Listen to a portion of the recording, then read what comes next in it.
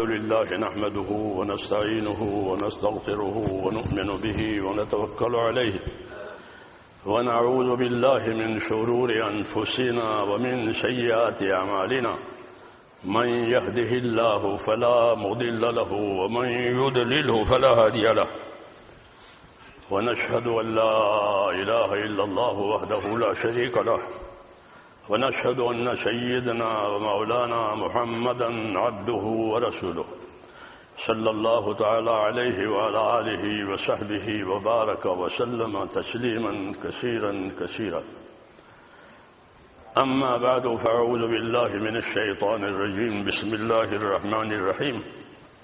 ومن أحسن قولا ممن دعا إلى الله وعمل صالحا وقال إنني من المسلمين. صدق الله العظيم.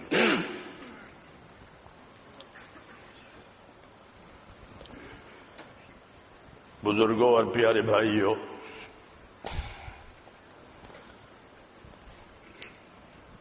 حدیث شریف میں یہ ہے کہ دو نعمتیں ہیں بڑی، لیکن دونوں نعمتوں میں لوگ کھوٹ کھاتے ہیں، فائدہ نہیں اٹھاتے. یہ حدیث شریف میں نعمتان مغبون فیہما کثیر من الناس، یہ دو نعمتیں ہیں مگر کھوٹ کھانے والے ان دونوں نعمتوں میں بہت لوگ ہیں کہ جو فائدہ نہیں اٹھاتے، کھوٹ کھاتے ہیں. یہ بات بہت توجہ کی ہے. یوں تو ساری باتیں آپ صلی اللہ علیہ وسلم کی توجہ کے قابل ہے، کیونکہ ہمارا ایمان ہے، ہمارے نبی ہے. تو بعض چیزوں کو چھانٹ چھانٹ کر بتایا گیا ہے. تو یہ فرمایا کہ دو نعمتیں ہیں لیکن ان نعمتوں میں کھوٹ کھانے والے بہت لوگ ہیں، فائدہ اٹھانے والے تھوڑے ہیں. تو وہ نعمتیں کیا ہیں؟ فرمایا ایک تو صحت اور تندرستی، دوسری فرصت اور فراغ، کہ آدمی فری ہے، فارغ ہے، کوئی کام نہیں ہے، ساری چیزیں دے رکھی ہے. اور ایک تندرستی. یہ دو بڑی نعمتیں ہیں. آدمی کے قبضے کی چیزیں نہیں ہے، اللہ دیتا ہے تندرستی. ایسے فرصت اللہ دیتے ہیں، ورنہ تو آدمی کسی چیز میں الجھ جاتا ہے اور پریشان ہو جاتا ہے. تو یہ فرمایا کہ دو نعمتیں ہیں لیکن کھوٹ کھانے والے اس میں بہت لوگ ہیں. ایک تندرستی اور دوسری فرصت، کہ آدمی فری ہے، فارغ ہے، ساری چیزیں دے رکھی ہے.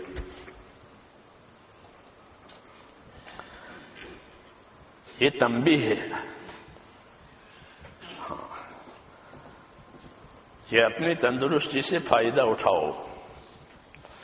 اللہ نے بندوں کو عبادت کے لیے پیدا کیا ہے. جب عبادت کے لیے پیدا کیا ہے تو عام طور پر بندوں کی عمر میں زیادہ وقت تندرستی میں گزرتا ہے. آپ دیکھ لو، زندگی کا زیادہ زمانہ تندرستی میں گزرتا ہے. پھر موت کے وقت بیمار ہوتا ہے آدمی.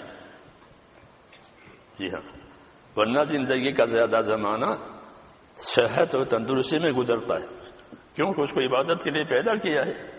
جب عبادت کے لیے پیدا کیا ہے تو اس کے لیے تندرستی چاہیے، طاقت چاہیے. تو زندگی کا زیادہ زمانہ عام طور پر اللہ تعالیٰ صحت دیتے ہیں. کوئی کوئی ہوتا ہے جو زیادہ بیمار رہتا ہے، ورنہ عام طور پر یہ ہے کہ اللہ تعالیٰ تندرستی دیتے ہیں. دوسرا فراغ و فرصت، کہ ضروریات زندگی کا سارا انتظام ہوا ہے، کچھ کرنا نہیں ہے، اب فارغ ہے. تو یہ بڑی نعمت ہے کہ آدمی فارغ ہے، ساری چیزیں مہیا ہے. ہاں، یہ دونوں نعمتیں بڑی لیکن اسے نفع اٹھانے والے تھوڑے. کہ تندرستی کو فضولیات میں لگا دیا، حالانکہ ہر زمانے میں ہر وقت کا ہمارے پاس عمل ہوتا ہے. ہاں، ہر وقت کا عمل ہوتا ہے، صبح میں یہ کرو، دوپہر کو یہ کرو، شام کو یہ کرو، رات کو یہ کرو. اعمال ہے رات کے، اعمال ہے دن کے. جی ہاں. تو تندرستی اس لیے دی گئی ہے کہ زندگی کی ذمہ داریوں کو سیکھے، یاد کرے اور پوری کرے. اس کے لیے صحت دی گئی ہے، اس کے لیے فرصت دی گئی ہے کہ اپنی فرصت کو مقصدی زندگی میں لگاوے. خالی راحت ضروریات اس میں نہ لگاوے. اچھا جو چیز مقصد ہے اس میں اس کو لگاوے، اپنی صحت کو، اپنی فرصت کو. تو یہ زندگی ایک امانت ہے اللہ تعالیٰ کی.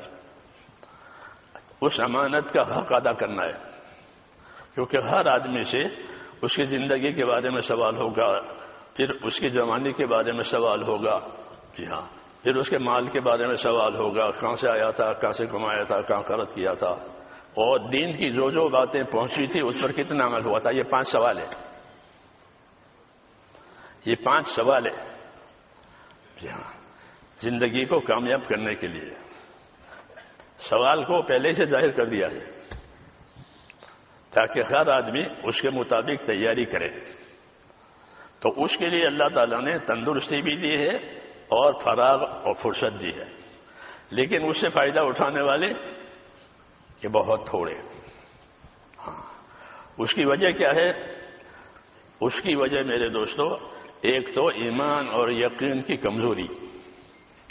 آخرت کے بارے میں خاص طور سے کہ آخرت کے بارے میں جیسا ایمان ہونا چاہیے ویسا ہمارے پاس کم ہے، کمزور ایمان ہے. آخرت دور نہیں ہے، آخرت دور نہیں ہے. حضرت ابوبکر صدیق فرماتے تھے کہ آدمی کی موت تو اس کے چپل کی پٹی سے بھی قریب ہے. آدمی چپل پہنتے ہیں پٹی. ہاں. الموت ادنیٰ من شراک نعلہ، کہ آدمی کی موت اس کی چپل کی پٹی سے بھی زیادہ قریب ہے، دور نہیں ہے. کیوں کہ موت کا مسئلہ ایسا ہے کہ وہ اچانک آتی ہے. قیامت اور موت یہ دونوں اچانک آئیں گے. قیامت بھی اچانک آئے گی. ہاں. کپڑا بیچنے والا کپڑا دکھا رہا ہوگا اور خریدنے والا دیکھ رہا ہوگا اور ایک دم سوچوں گا جائے گی. جی ہاں. تاجر نمونہ دکھا رہا ہوگا، یہ دیکھو یہ دیکھو، اور سوچوں کا جائے گا.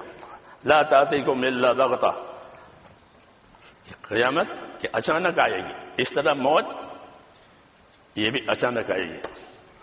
الموت یاتی بغتۃ والقبر صندوق العمل، کہ موت اچانک آئے گی اور آدمی کی قبر کہ اس کے عمل کا صندوق ہے، بکس ہے. اس کے عمل کا بکس ہے اس کی قبر. یہ رہبری آخرت کے بارے میں دی گئی ہے. ہاں. اور یہی حق ہے. لیکن آدمی دنیا کی ضرورت اور دنیا کی زینت، یہ دو چیزیں اس کے سامنے ہوتی ہے. ایک دنیا کی ضرورت اور ایک دنیا کی زینت، اس کا شو، ہاں، اس کی رونق. تو جہاں تک ضرورت کا تعلق ہے وہ تو جائز ہے. ضرورت کے بارے میں سوال نہیں ہوگا، بلکہ ضرورت کو طریقے سے مطابق پوری کی جائے گی تو اجر ملے گا. اجر ملے گا کیونکہ ضرورت ہے. تو ضرورت کو اچھی نیت سے پوری کریں. حدیثوں میں ہے کہ ایک آدمی مال اس لیے کماتا ہے کہ میں اپنی ذات کا حق ادا کروں، کسی سے مانگنا نہ پڑے، اپنے اہل و عیال کا حق ادا کروں، اور بچ جائے تو دایاں بایاں پڑوسی کو دیکھ لوں. اس لیے کما رہا ہے کہ اپنی ذات کا حق ادا کروں، اپنے اہل و عیال کا حق ادا کروں، اور بچ جائے تو دائیں بائیں کوئی ضرورت مند ہے اس کو دیکھ لوں. اس لیے کما رہا ہے. تو فرمایا یہ آدمی قیامت میں اس طرح اٹھے گا کہ اس کا چہرہ چودھری رات کے چاند کی طرح چمکدار ہوگا. تو ضرورتیں میرے دوستو یہ تو فضائل لینے کے لیے ہے. کس کے لیے؟ کہ اپنی ضرورتوں کو صحیح طریقے سے ادا کر کے اللہ سے فضائل حاصل کرو. اللہ نے ہمارے عملوں کا انعام مقرر کیا ہے. مفت میں کام نہیں کرائیں گے، مفت میں کام نہیں کرائیں گے، بلکہ وَإِن تَكُ حَسَنَةً يُضَاعِفْهَا وَيُؤْتِ مِن لَّدُنْهُ أَجْرًا عَظِيمًا. اگر ایک ہی نیکی ہوگی تو اس کو بڑھائیں گے.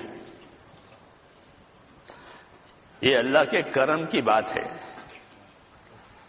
ایک ہی نیکی ہے تو اس کو بڑھائیں گے اور بڑھا کر کے اپنی طرف سے اس کو بڑا اجر دیں گے اس نیکی کا. یہ ترغیب دی ہے تاکہ اپنی زندگی سے فائدہ اٹھائے. ہاں، لیکن فائدہ اٹھانے والے تھوڑے ہیں. اس کی کیا وجہ ہے کہ دنیا کی زینت کو دھوکے میں ڈالتی ہے. دنیا کی رونق دوسروں کو دیکھے، حالانکہ ہم کو تعلیم یہ دی ہے کہ دین کے بارے میں اپنے سے اوپر والوں کو دیکھا کرو اور دنیا کے بارے میں اپنے سے نیچے والوں کو دیکھا کرو. اگر ایسا کرے گا تو اللہ کا شکر گزار بندہ قرار دیا جائے گا. ہاں، یہ دین کے بارے میں اپنے سے اوپر والا کہ فلاں بندہ ہے کہ در روز وہ نماز کو انتظار صلاۃ سے پڑھتا ہے. نماز پڑھنے کے بہت سے طریقے ہیں. انتظار صلاۃ سے نماز پڑھے، نماز کے انتظار میں بیٹھا ہے اور انتظار کے ساتھ نماز پڑھے. یہ اعلیٰ درجہ ہے کہ نماز انتظار کے ساتھ پڑھے. تو ان لوگوں کو دیکھیں جو نماز کو انتظار صلاۃ سے پڑھتے ہیں اور ان سے سبق لے. یہ تعلیم ہے کہ دین کے بارے میں اپنے سے اوپر والے کو دیکھو اور دنیا کے بارے میں اپنے سے کمتر والوں کو دیکھو. اگر یہ کیفیت پیدا ہو گئی تو شکر گزار بنو گے. اور اگر اس کا الٹا کر دیا کہ دنیا میں جو ترقی کر رہے ہیں ان کو دیکھا کہ ہمارے پاس تو اتنا بھی نہیں ہے، اس کے پاس تو اتنا ہے، تو یہ ناشکری کی بات ہے. اللہ نے دنیا کے اسباب کو اور معیشت کے سامان کو اپنی حکمت سے تقسیم کیا ہے. کسی کو کم دیا، کسی کو زیادہ دیا، کسی کو عمر زیادہ دی، کسی کو عمر کم دی. نحن قسمنا بینہم معیشتہم فی الحیات الدنیا. ہم نے معیشت کو ان کے درمیان میں تقسیم کر رکھا ہے. یہ تقسیم ہے اللہ کی طرف سے اور حکمت سے تقسیم کیا ہے. اللہ جانتے ہیں کس کے لیے کون سی چیز اچھی ہے. ہاں، اس لیے اللہ کی حکمت پر بھی ایمان لانا چاہیے اور اللہ کی قدرت پر بھی ایمان لانا چاہیے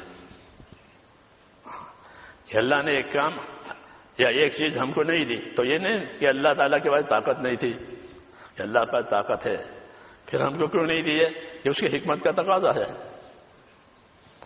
اس کی حکمت کا تقاضا ہے کہ اس کو نہ دیا جائے، اس کے لیے بہتر نہیں ہے. کتابوں میں قصہ لکھا ہے کہ موسیٰ علیہ السلام کہیں جا رہے تھے، ایک آدمی کو دیکھا کہ وہ اپنی غریبی اور بے مائگی کی وجہ سے اپنے آپ کو ریت میں دبایا ہوا ہے، پہننے کا کپڑا نہیں ہے، اتنا محتاج ہے.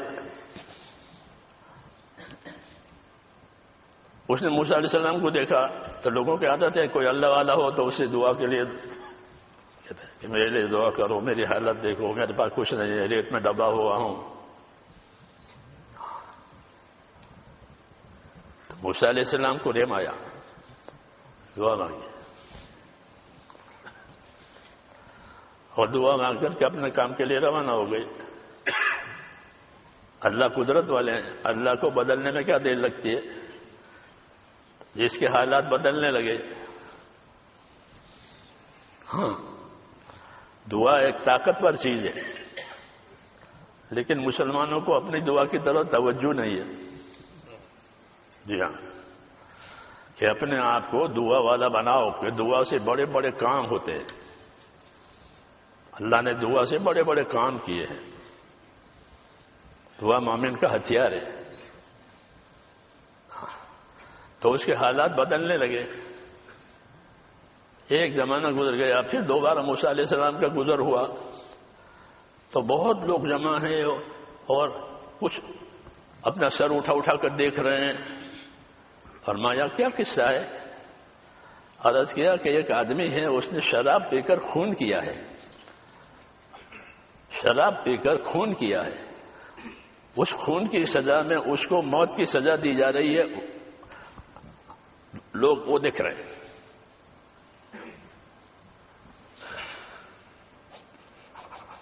موسیٰ علیہ السلام نے جو آگے بڑھ کر دیکھا تو وہی تھا جس کے لیے دعا مانگی تھی.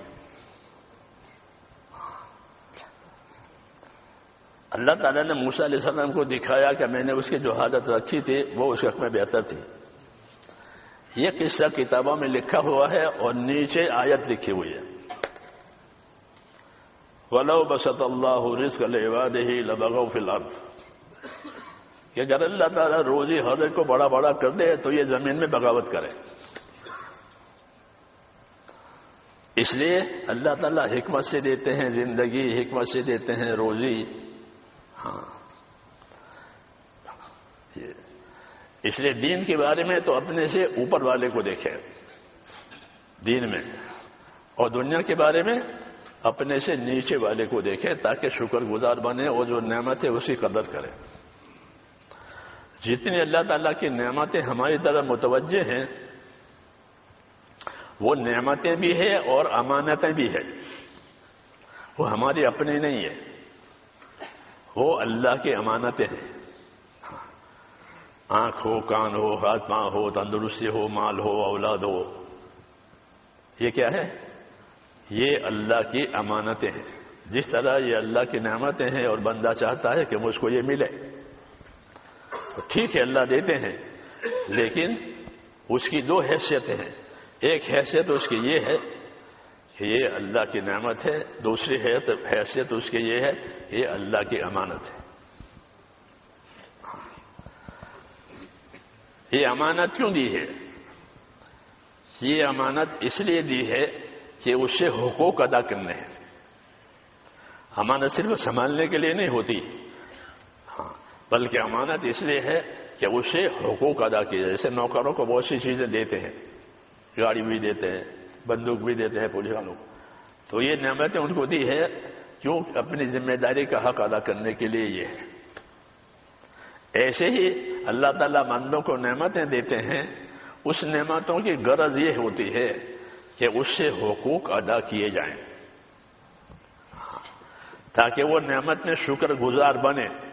جو نعمتوں میں حق ادا نہیں کرے گا وہ ناشکرا ہے. اکثر انسان اسی میں پھنسے ہوئے ہیں کہ وہ اپنی نعمتوں کا حق ادا نہیں کرتے بلکہ نعمتوں کی زیادہ کرنے کی فکر میں ہے. وہ جو ہیں اس کا شکر نہیں ہے اور جو نہیں ہے اس کی فکر ہے. اس لیے ان کی زندگی میں کوئی توازن نہیں ہوتا، کوئی ترتیب نہیں ہوتی اور زندگی یوں ہی چلی جاتی ہے اور موت آ جاتی ہے. اس لیے یہ حکم ہے کہ نعمتوں کے بارے میں یہ سمجھا کرو کہ جو نعمت آئی ہے وہ نعمت بھی ہے اور امانت بھی ہے. چاہے وہ اولاد ہو، چاہے وہ مال ہو، چاہے وہ تندرستی ہو، چاہے وہ مالداری ہو، یہ سب نعمتیں ہیں. اور یہ نعمتیں کیوں دی گئی ہے؟ کہ یہ صرف حقوق کی ادائیگی کے لیے دی گئی ہے. اللہ نے دنیا کو دار الحقوق قرار دیا ہے کہ دنیا دار الحقوق ہے اور آخرت دار الاجور ہے. یہاں حق ادا کیے جائیں گے، آخرت میں بدلہ دیا جائے گا. یہ ترتیب ہے، یہ ترتیب ہے.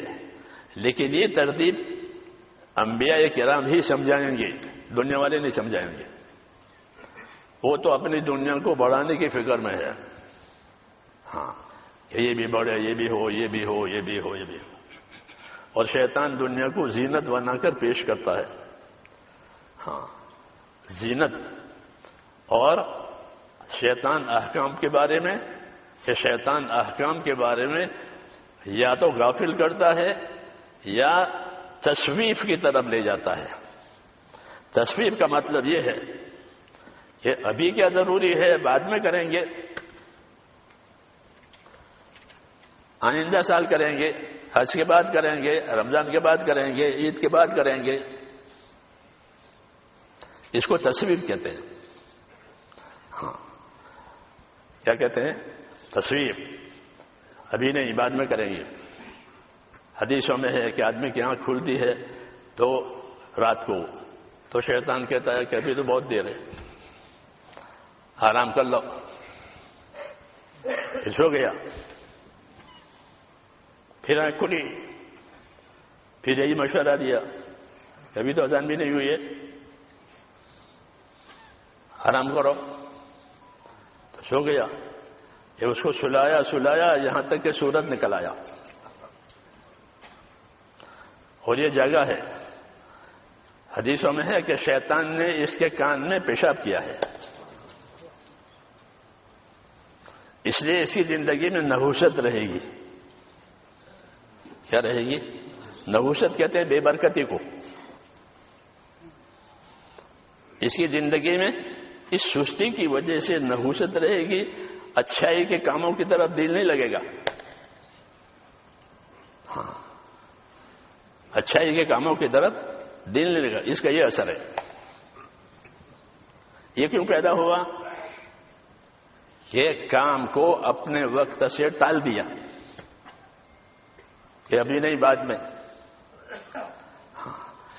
تو یہ کیفیت ہے، اس سے بہت سے حقوق برباد ہو جائیں تصویف کی وجہ سے. ابھی نہیں بعد میں. لوگوں کے حقوق ہوتے ہیں لین دین کے، وہ بھی کہ کہاں کھا کے مر تھوڑے گئے ہیں، دے دیں گے. ایسا کرتے ہیں، ایسا کہتے ہیں کہ کھا کے مر گئے ہیں دیں گے، حالانکہ پھر دیتے نہیں ہیں، وہ مر جاتے ہیں. یہ تصویف ہے. اس کو ابھی نہیں بعد میں، ابھی نہیں بعد میں. علماء نے لکھا ہے اکثر جہنم میں جانے والے اس راستے سے جہنم میں جائیں گے، تصویف کے راستے سے. ابھی نہیں بعد میں، ابھی نہیں بعد میں، ابھی نہیں بعد میں. نہ اللہ کے حق ادا کر پائیں گے، نہ مخلوق کے حق ادا پائیں گے.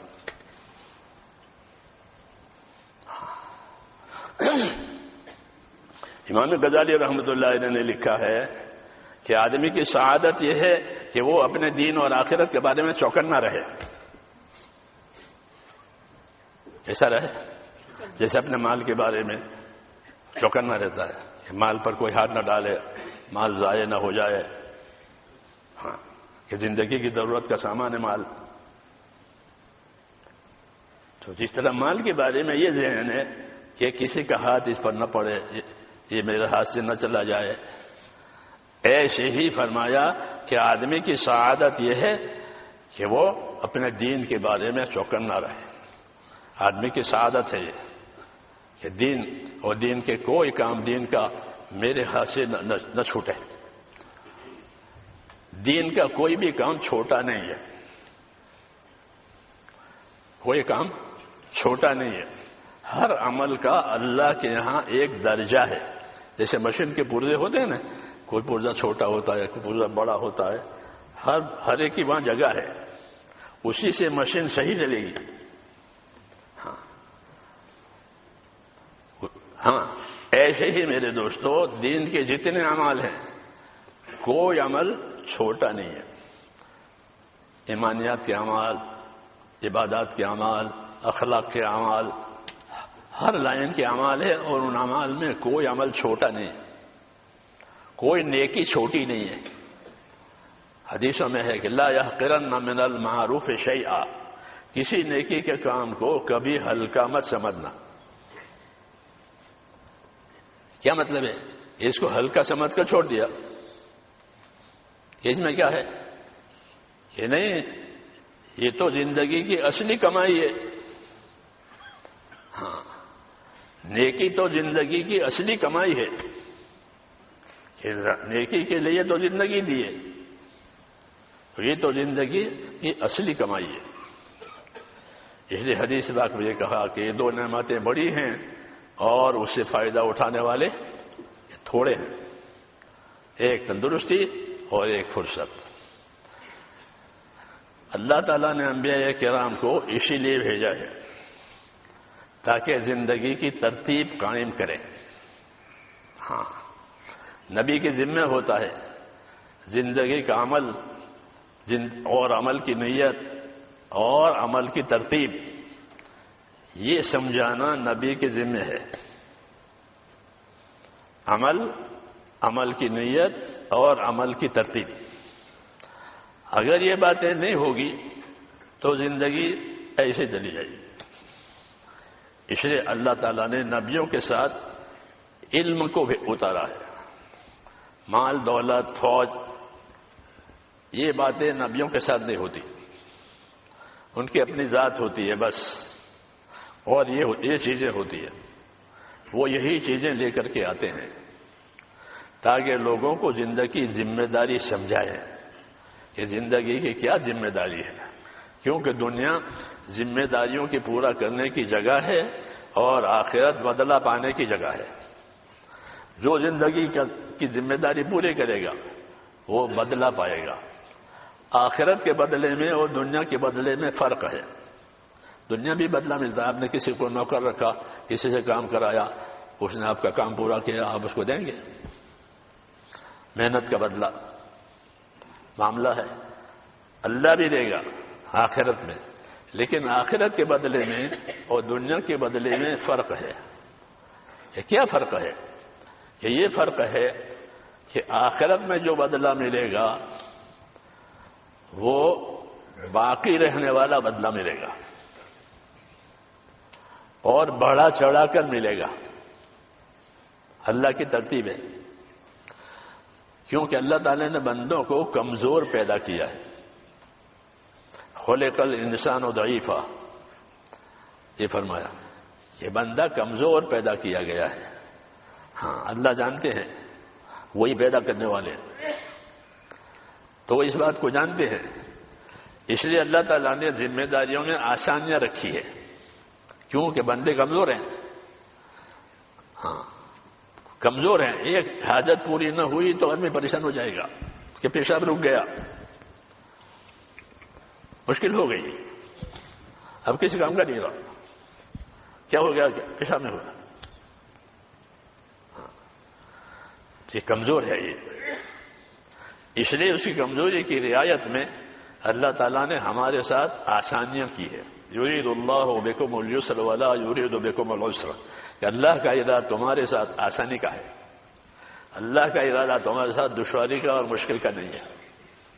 تو اللہ کا تو ارادہ ہی نہیں ہے دشواری کا. پھر دین جو بھاری پڑ رہا ہے اور مشکل لگ رہا ہے، اس کی کیا وجہ ہے؟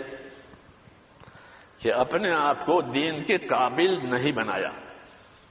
ہاں اپنے آپ کو دین کے قابل بناؤ، پھر دین آسان ہو جائے گا. بلکہ زندگیوں میں برکت ہو جائے گی. پہلے زمانے کے لوگوں کی باتیں سنتے ہیں کہ امام شافعی رحمۃ اللہ علیہ رمضان میں 61 قرآن شریف ختم کر دیتے. آج حساب کرے یوں تو کہ ایسا نہیں ہو سکتا. حساب والے ہیں نا سب، یہ ایسا 61 قرآن کہاں ختم انہوں نے ختم کیے اور اتنے دفعہ ختم کہ تاریخ میں آ گیا.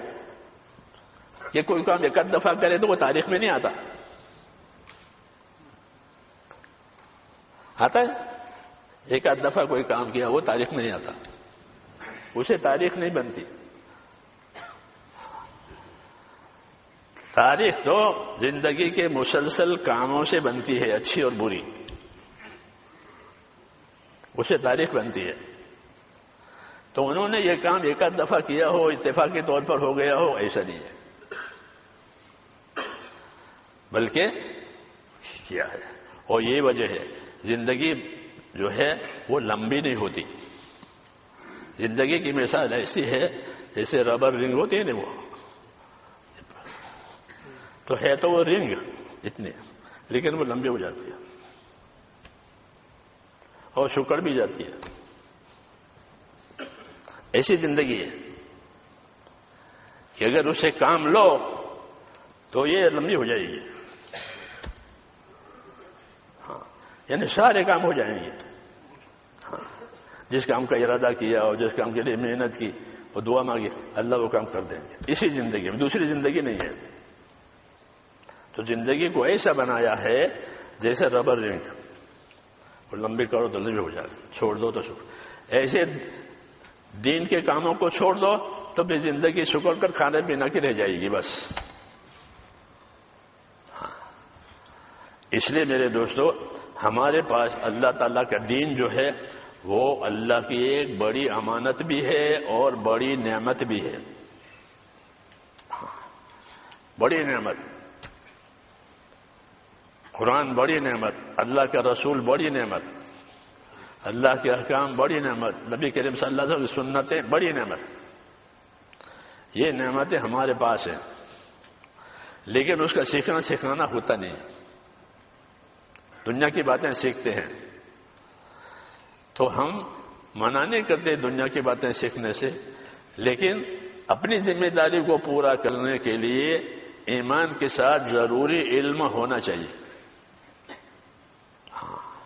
ایمان اور علم کے بغیر زندگی کچھ نہیں ہے. ایمان نہیں ہوگا تو کفر ہوگا، علم نہیں ہوا تو پھر جہالت ہوگی. ہاں، دنیا ایسی ہے کہ ایک چیز نہ ہوئی اس کے دوسری آ جائے گی. رات نہیں تو دن، دن نہیں تو رات، اندھیرا نہیں تو اجالا، اجالا نہیں تو اندھیرا. اللہ نے دنیا کو ایسا بنایا. وَمِن كُلِّ شَيْءٍ خَلَقْنَا زَوْجَيْنِ لَعَلَّكُمْ تَذَكَّرُونَ. ہم نے دنیا کو ہر چیز کا جوڑا جوڑا بنایا. اندھیرا اجالا، رات دن، تندرستی بیماری، دوستی دشمنی، اس جوڑا بنایا. ایک ہوگی دوسری نہیں ہوگی، یہ جوڑ ایسا بنایا ہے. تو اگر علم نہیں ہوگا تو کہ جہالت ہوگی. ایسے نہیں کہ علم بھی نہ ہو جہالت بھی نہ ہو، کیسے نہیں ہوتا.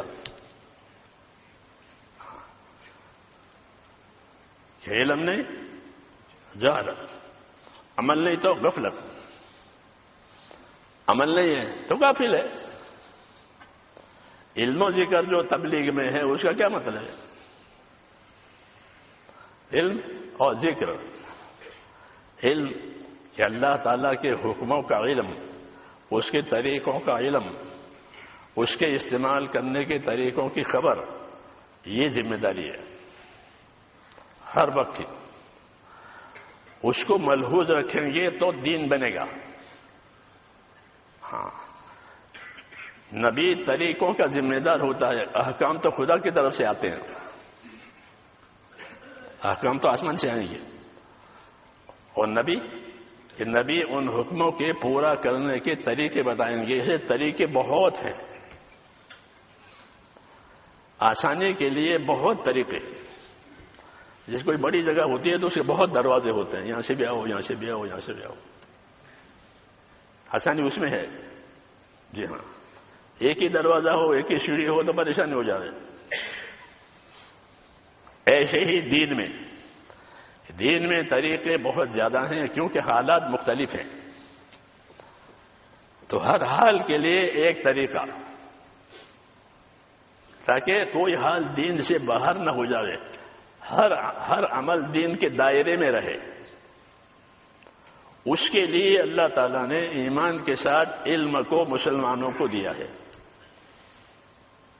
کہ وہ اتنا علم سیکھے کہ ان کو ہر حال کے حکم کی خبر ہو اور اس حکم کے پورا کرنے کا طریقہ معلوم ہو. ہاں، بعض طریقے ضروری ہوتے ہیں، بعض طریقے سنت ہوتے ہیں، بعض طریقے مستحب ہوتے ہیں. وہ سب سیکھنے کے لیے،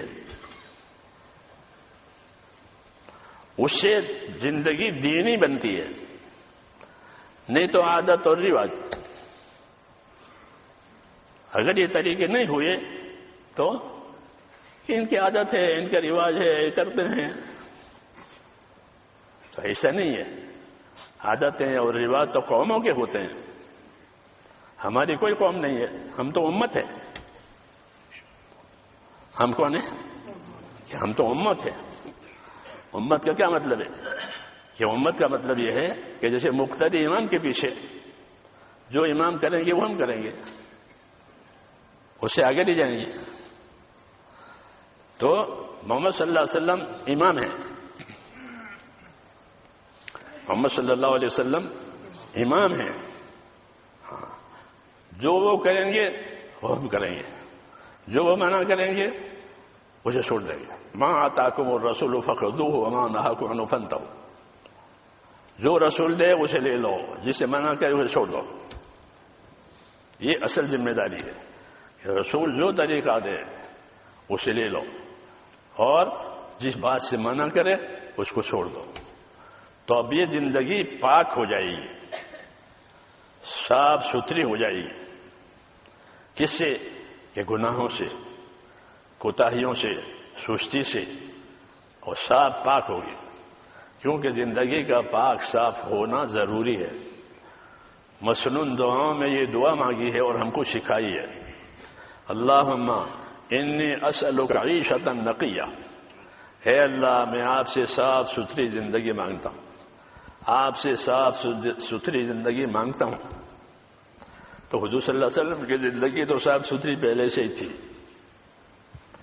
مگر دعا مانگ کر کے ہم کو اس طرف متوجہ کیا ہے کہ زندگی کو پاک صاف ستھری بناؤ۔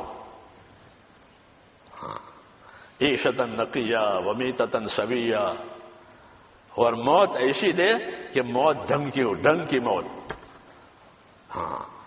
موت صحیح طریقے پر موت آوے، توبہ کے ساتھ، استغفار کے ساتھ، حقوق کی ادائیگی کے ساتھ موت آوے۔ یہ عیشۃ نقیہ ومیتۃ سویہ، کہ ایسی موت آوے کہ حقوق کی ادائیگی کے ساتھ مطلب کہ کسی کا حق میرے اوپر نہیں ہے، جن کا حق تھا وہ دے دیا ہے، اللہ کا حق تھا وہ بھی پورا ہو گیا ہے، اب کیا اب آخرت میں جانے کے لیے تیار ہے۔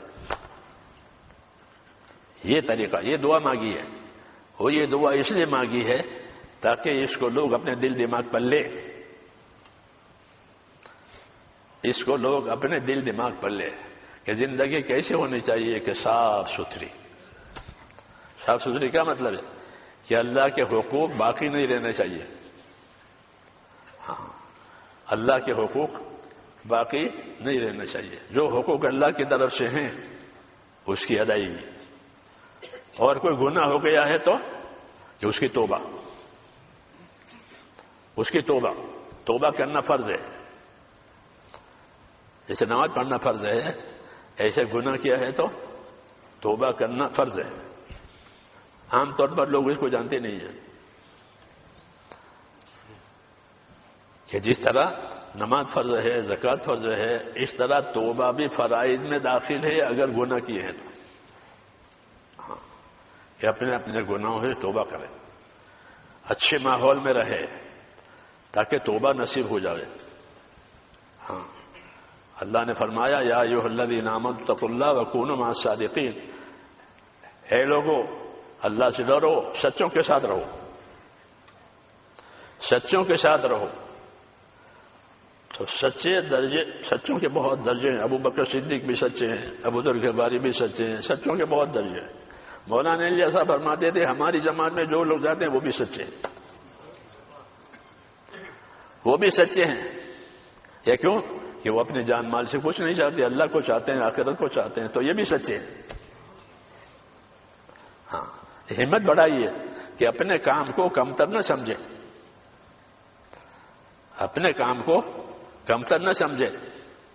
ویسے حدیثوں میں بھی ہے کہ کوئی کسی نیکی کو حقیر نہ جانے، لا يحقرن من المعروف شيئا ولو ان تلقى اخاك بوجه طلق، کوئی آدمی کسی اپنی نیکی کو ہلکی نہ سمجھے، اگر سے اپنے مسلمان بھائی سے خندہ پیشانی سے ہنستے چہرے سے مل سکتا ہو تو یہ بھی کرے، کہ یہ بھی نیکی ہے۔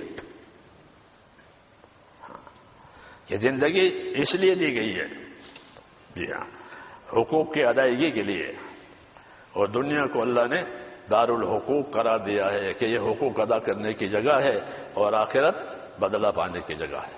سب سے بڑا حق کس کا ہے؟ اللہ کا۔ ہاں، حضور صلی اللہ علیہ وسلم نے معاذ ابن جبل سے پوچھا، معاذ آپ کو معلوم ہے اللہ کا کیا حق ہے؟ عرض کیا مجھے نہیں معلوم ہے۔ فرمایا اللہ کا حق یہ ہے کہ اسی کی عبادت کی جائے گی، اس کے ساتھ کسی کو شریک نہیں کیا جائے گا، یہ اللہ کا حق ہے۔ ہاں، اسی کی عبادت کی جائے گی، اس کے ساتھ کسی کو شریک نہیں کیا جائے گا۔ تو عبادت اللہ تعالیٰ کا حق ہے، اور عبادت یہ ایمان کا تقاضا ہے۔ ایمان کا تقاضا ہے کہ بھائی ہم ایمان لائے ہیں، تو ایمان لا کر کیا کرو گے کہ اللہ کی عبادت کریں گے۔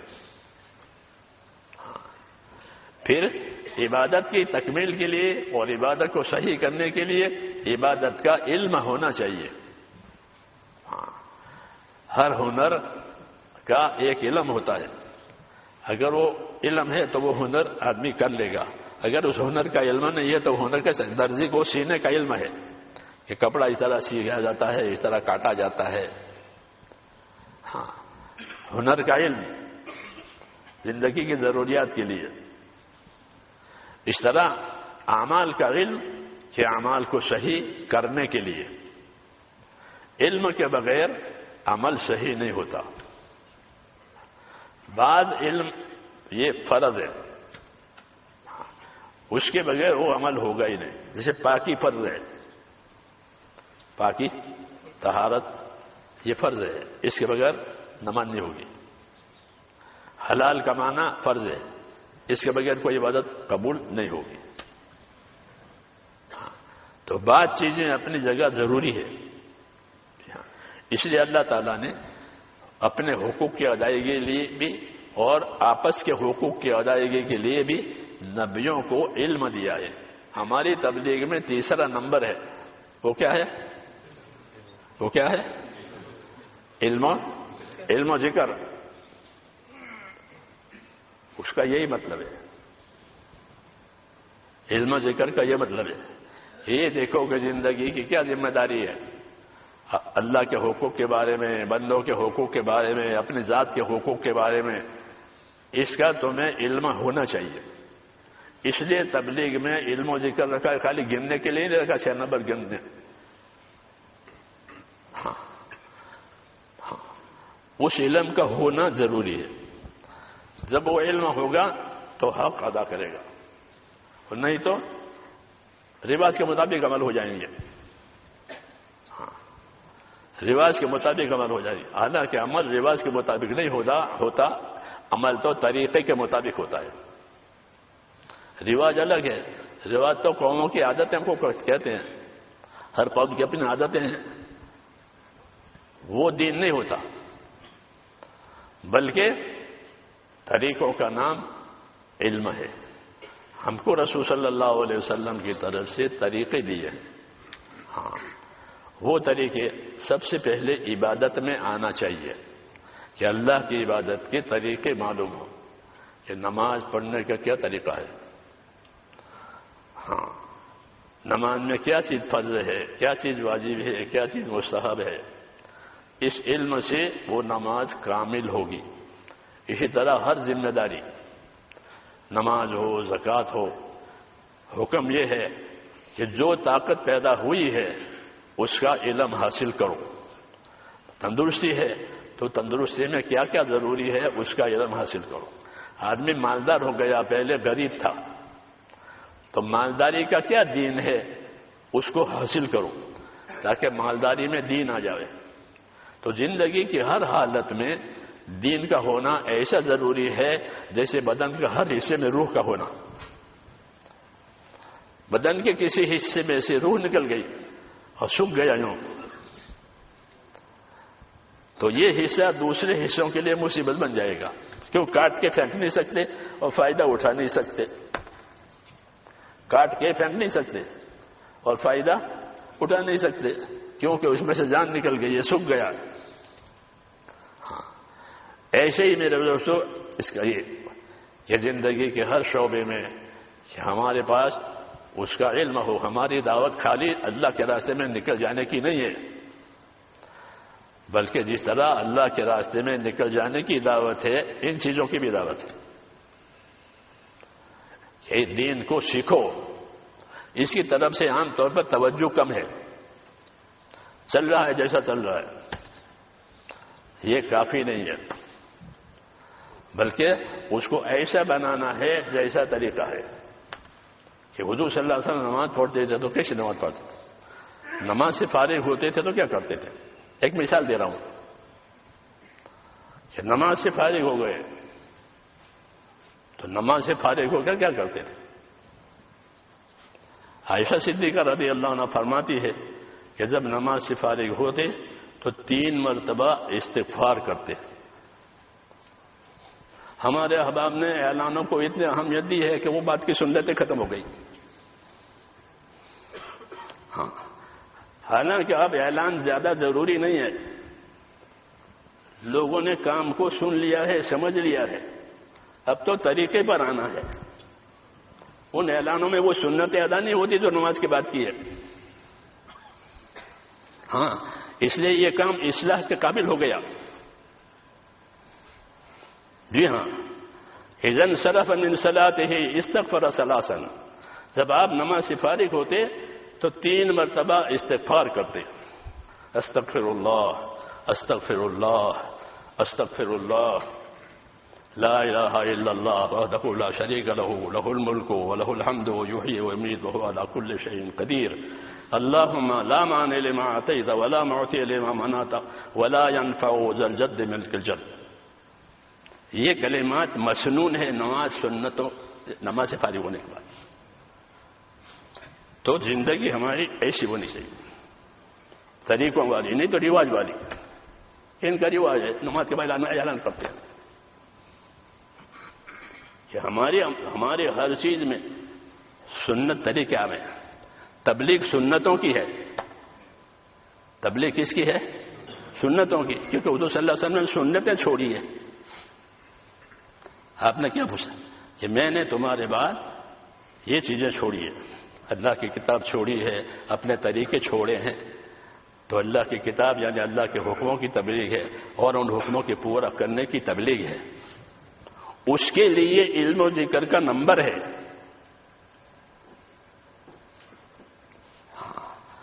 روز کچھ نہ کچھ سیکھے. صحابہ کرام نے اسی طرح دین کو سیکھا ہے بڑی بڑی عمروں میں. حضرت ابو عمر رضی اللہ تعالیٰ کتنے بڑے آدمی ہیں. وہ ابو ہریرہ سے حدیثیں لیتے تھے کیونکہ ابو ہریرہ حدیثوں کے مالدار آدمی، ان کے پاس بہت حدیثیں. فرماتے تھے میں نے حضور صلی اللہ علیہ وسلم سے حدیثوں کے بورے لیے. تو وہ حدیثوں کے مالدار ہیں، ان کے پاس حدیثیں بہت ہیں، تو ان سے حدیثیں لیتے تھے. وہ جمعہ کے دن ابو ہریرہ آتے تھے، ابھی خطیب آئے نہیں ہیں، تو ممبر کے پاس کھڑے ہو جاتے تھے اور لوگوں کو حدیثیں سناتے تھے. حضور صلی اللہ ابو القاسم صلی اللہ علیہ وسلم نے یہ فرمایا، ابو القاسم صلی اللہ علیہ وسلم نے یہ فرمایا، ابو القاسم صلی اللہ علیہ وسلم. حدیثوں کی تبلیغ، حدیثوں کی، ہاں، کیونکہ حدیثیں تبلیغ کے لیے ہے اور عمل کے لیے ہے.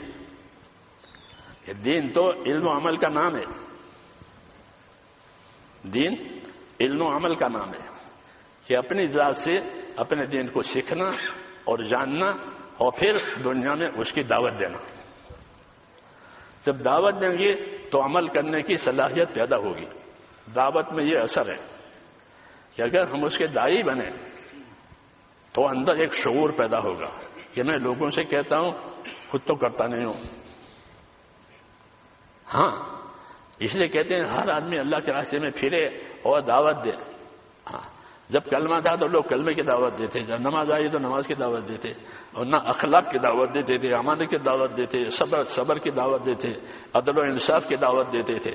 ہاں، یہ شروع کی تبلیغ تھی. احکام نہیں آئے تھے ابھی، بلکہ لوگوں کے ساتھ رواداری، لوگوں کے ساتھ اخلاق، صبر، تحمل، اور جو دین اترا ہے اس کو سیکھنا سکھانا یہ ہوتا تھا.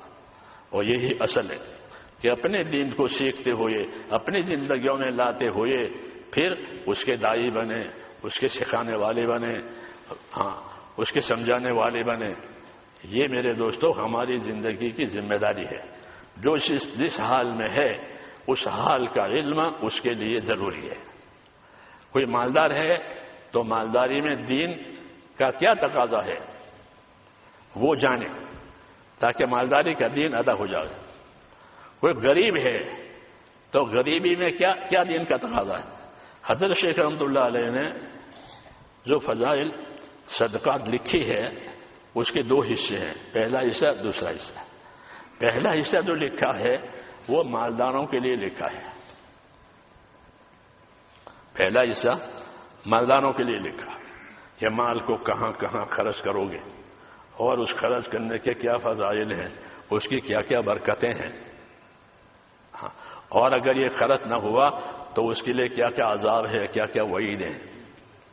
تو پہلے حصے میں یہ ہے. آخر کے حصے میں کہ مالداری نہیں ہے تو مالداری نہیں ہے تو صبر کریں. لالچ میں پڑ کر کے، کیونکہ عام طور پر غریبی کی وجہ سے آدمی لالچی ہو جاتا ہے، مانگنے کا عادی ہو گیا، اپنی حالت لوگوں کے سامنے بیان کرتا ہے ایسا ہو کہ ایسا نہ کرے، صبر کرے. سنا سے اس میں صبر ہے، قناعت ہے. آخری حصے میں لوگوں سے سوال نہ کرے. یہ چیزیں دوسرے حصے میں ہیں کہ یہ حصہ غریبوں کے لیے لکھا گیا. ان کتابوں کو بھی سمجھ کر کے پڑھنے کی ضرورت ہے. ہاں سمجھ کر کے پڑھنے کی، جس کو سمجھیں، خود بھی پڑھیں، لوگوں کو بھی سنائیں، حلقوں میں بھی پڑھیں، خود بھی پڑھیں. ہاں تاکہ اس کا تاثر پیدا ہو جائے. اس کے بار بار پڑھنے سے اس کا تاثر پیدا ہوتا ہے، پھر تاثر آدمی کو عمل پر ڈالتا ہے. ہاں ورنہ تو ایک رسم بن جائے گی. ہاں دین اس وقت برباد ہوتا ہے جب دین رسم میں آ جاتا ہے. دین رسم میں آ جاتا ہے کہ دین رسم میں نہ آوے، دین طریقوں کا نام ہے. جو طریقے دیے گئے ہیں ان طریقوں کا علم صحابہ کرام اسی طرح آگے بڑھے ہیں کہ انہوں نے دین کو طریقے سمجھے اور پھر طریقوں پر اپنے آپ کو پابند کیا. ہاں یہ بھی ایک بات ہے کہ اپنے آپ کو پابند کریں. مسلمان کے ذمے استقامت بھی ہے. استقامت یعنی اپنے آپ کو پابند بناوے. اللہ نے نبی کو بھی پابند ہونے کا حکم دیا ہے اور امت کو بھی پابند ہونے کا حکم دیا ہے. فرمایا ہے فاستقم کما امرت ومن تاب معک. اے نبی جو چیز آپ کے پاس آئی ہے آپ اس کے پابند رہیے، اور جو آپ پر ایمان لائے ہیں وہ بھی پابند رہیں. تو استقامت اور پابندی کا حکم دیا گیا ہے. ہاں اور وہی دین ہے کہ جو بات صحیح ہے، جو بات حق ہے اس کے پابند ہو گئے. برس گزر گئے، کوئی فرق نہیں آیا پابندی میں. ہاں سعید بن مسیب ایک تابعی ہے، وہ کہتے ہیں کہ 20 برس ہو گئے، کبھی ایسا نہیں ہوا کہ میں اذان سے پہلے مسجد میں نہ آیا ہوں. کتنے سال ہو گئے؟ 20 برس. یہ استقامت کی بات ہے کہ اپنے عمل میں استقامت. اس لیے کہ استقامت ایسا ہے جیسے کوئی تعمیر ہو تو اینٹ پر اینٹ تو مکان بنے گا. آج 2-4 اینٹ لگائی پھر چھوڑ دیا، پھر 2-4 اینٹ لگائی پھر چھوڑ، تو وہ مکان تھوڑا بنے گا. وہ تو ٹوٹا پھوٹا ہے، وہ رہنے کا قابل نہیں ہے. تو ہر آدمی کے عمل سے اس کی جنت تیار ہوتی ہے، اس کا مال میٹیریل اوپر جاتا ہے، اس سے اللہ اس کی آخرت بناتے ہیں. اس لیے دعوت دی ہے کہ وَلْتَنْظُرْ نَفْسٌ مَا قَدَّمَتْ لِغَدٍ. ہر آدمی سوچا کرے کہ آنے والی کل کے لیے اس نے کیا تیاری کی ہے. ہاں آنے والی کل اس کی موت، آنے والی کل قیامت. یہ 2 چیزیں بڑی ہیں. موت یہ انفرادی قیامت ہے، موت انفرادی قیامت ہے، اور وہ قیامت اجتماعی قیامت ہے، وہ پوری کائنات پر آئے گی. اور موت انفرادی قیامت ہے. من مات فقط قامت قیامتہ. جو مرا اس کی قیامت قائم ہو گئی. ہاں یہ بتایا ہے. اس لیے فرمایا کہ وَلْتَنْظُرْ نَفْسٌ مَا قَدَّمَتْ لِغَدٍ، ہر آدمی یہ سوچا کرے کہ اس نے آنے والی کل کے لیے کیا تیاری کی ہے۔ تو میرے بزرگوں، اللہ تعالیٰ نے ہم کو اپنا دین دیا ہے، اور اس سے بڑی کوئی نعمت نہیں ہے، اس سے بڑی کوئی نعمت نہیں ہے۔ ہاں، اس دین کا کیا تقاضا ہے کہ ہم اپنے آپ کو اس دین کا پابند کریں یقین کے ساتھ کہ ہماری کامیابی اسی میں ہے، جیسے روز کہتے ہیں کہ ہماری کامیابی اسی میں ہے۔ ہاں، تو اپنے آپ کو یقین کے ساتھ پابند کرنا، حدود کو، حقوق کو باقی رکھنا، کیا حق ہے کیا حد ہے اس کو دیکھنا ہے کہ یہ حق ہے، اتنی حد ہے۔ ہر چیز کے حق ہوتے ہیں، حدود، حد۔ تو دین کے کیا کیا حقوق ہیں، کیا کیا اس کی حدیں ہیں، جو چیز جو اللہ کے فرائض ہیں وہ اللہ کے حقوق ہیں، اور جو چیزیں اللہ نے حرام کی ہے وہ اللہ کے حدود ہیں، وہ بارڈر ہیں، وہاں کوئی نہ جاوے۔ یہ مطلب ہے کہ وہ اللہ کے حدود ہیں، یہ اللہ نے حرام کی ہے، اس کے پاس کوئی نہ جاوے۔ بارڈر میں داخل ہونا بڑا گناہ، کسی بارڈر میں داخل ہو گئے کسی تو بہت بڑا گناہ۔ 2 یمانی ہمارے آئے تھے، بیچارے سیدھے سیدھے دیہات کے لوگ، تو وہ بنگلہ دیش میں تھے۔ کسی نے کہا یہاں شہد ملتا ہے، بولے بالے تو چلے گئے، اور ہندوستان کے بارڈر میں بنگلہ دیش میں آئے ہوئے داخل ہو گئے۔ بس ایک تو پردیسی اور بغیر پرمیشن کے آئے ہیں، تو 2 برس ان کا کیس چلا۔ کیوں؟ کہ بارڈر میں داخل ہو گئے۔ کوئی حکومت نہیں برداشت کرتی کہ ان کے بارڈر میں کوئی آوے بغیر پوچھے۔ ہاں، یہ قانون ہے، اللہ کا بھی یہ قانون ہے کہ جو چیزیں اللہ نے حرام کی ہیں وہ اللہ کے بارڈر ہیں، اس کے پاس کوئی نہ جاوے۔ تلک حدود اللہ فلا تقربوها، یہ اللہ کے حدود ہیں، یہ بارڈر ہے، اس کے بعد کوئی نہ جاوے، اس سے دور رہے۔ اس لیے ایمان کو اتنا قوی بنانا ہے کہ اللہ کے فرائض ادا ہو جائیں، اور اللہ کے حرام سے بچنے کی طاقت پیدا ہو جاوے، اور دین کے تقاضے پورے ہونے کی صلاحیت پیدا ہو جائے۔ اتنا ایمان بنانا ضروری ہے۔ میری بات سمجھ میں آ رہی ہے؟ اتنا ایمان بنانا ضروری ہے کہ اللہ کے حقوق، جو اللہ کے فرائض ہیں وہ ادا ہو جائے، اور جو اللہ کے حدود ہیں حرام، اس سے بچنا نصیب ہو جائے، اور جو اللہ کے دین کے تقاضے ہیں، دین کے لیے جو جان مال اللہ نے دی ہے وہ تقاضے پورے ہو جائیں۔ یہ دین کا تقاضا ہے، یہ دین کا تقاضا ہے۔ اس لیے اپنے ایمان میں اتنی قوت پیدا کرنی ہے، اور آخرت کی اتنی فکر پیدا کرنی ہے کہ یہ چیزیں ہماری زندگی میں آ جائیں کہ یہ اللہ کے حقوق ہیں، یہ اللہ کے حدود ہیں، اور اللہ کے دین کے یہ تقاضے ہیں، کیونکہ اللہ تعالیٰ نے ہم کو آخرت کے لیے پیدا کیا ہے۔ حدیثوں میں ہے کہ ان الدنیا خلقت لکم وانکم خلقتم للآخرہ، کہ دنیا ساری کے ساری تمہارے لیے پیدا کی ہے۔ یہ بشارت ہے۔ دنیا کا سونا، دنیا کی چاندی، دنیا کے سارے اسباب راحت، یہ کس کے لیے ہے؟ کہ انسانوں کے لیے ہے۔ کہ دنیا کو اللہ نے تمہارے لیے پیدا کر دیا ہے، بلکہ صرف پیدا ہی نہیں کیا، بلکہ دنیا کے چیزوں کو تمہارے کام میں لگایا، سورج کو، چاند کو، زمین کو، آسمان کو، جانوروں کو، اور ہر چیز کو، جس چیز سے چاہو کام لے لو، لوہے سے، لکڑے سے۔ ہاں، تمہارے لیے پیدا کی ہے، تمہاری خدمت کے لیے بنائی ہے۔ یہ بشارت ہے کہ ان الدنیا خلقت لکم، کہ دنیا تمہارے لیے پیدا کی گئی ہے۔ تو حدیث کے اس ٹکڑے میں بشارت ہے۔ اگلا ٹکڑا ذمہ داری بتانے کے لیے ہے۔ رسول صلی اللہ علیہ وسلم کے ذمہ ہے کہ بشارت بھی دیں اور ذمہ داری بھی بتائیں۔ نبی اسی طرح بھیجے جاتے ہیں کہ بشارت دیں تاکہ لوگ خوشی خوشی کام کریں، بشارت کی امید میں۔